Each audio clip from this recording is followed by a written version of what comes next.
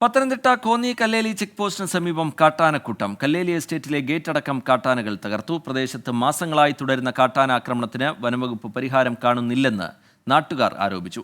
അതേസമയം കോഴിക്കോട് മുതുവണ്ണാച്ചയിൽ കണ്ടത് പുലിയല്ല എന്നും കാട്ടുപൂച്ചയാണെന്നും വനംവകുപ്പ് സ്ഥിരീകരിച്ചു.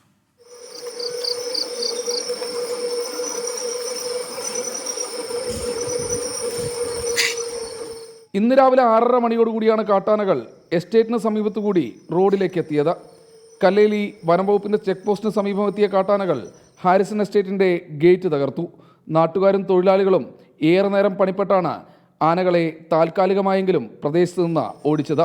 സ്ഥിരമായി കാട്ടാനകൾ ഈ മേഖലയിൽ ശല്യമുണ്ടാക്കാറുണ്ടെന്ന് നാട്ടുകാർ പറയുന്നു. വനംവകുപ്പിന്റെ ചെക്ക് പോസ്റ്റ് അടുത്തുണ്ടായിട്ടും അധികൃതർ അനങ്ങുന്നില്ലെന്നാണ് ആളുകളുടെ പരാതി. അതേസമയം കോഴിക്കോട് കടിയങ്ങാട് മുതുവണ്ണാച്ചയിൽ കഴിഞ്ഞ ദിവസം കണ്ടത് പുലിയല്ലെന്ന് വനംവകുപ്പ് സ്ഥിരീകരിച്ചു. ഇന്നലെ വൈകിട്ടാണ് പുലിയോട് സാദൃശ്യമുള്ള ജീവിയെ പ്രദേശത്തെ കുട്ടികൾ കണ്ടത്. എന്നാൽ ഇത് കാട്ടുപൂച്ചയാണെന്നാണ് വനംവകുപ്പിന്റെ വിശദീകരണം. 24 പത്തനംതിട്ട, കോഴിക്കോട്.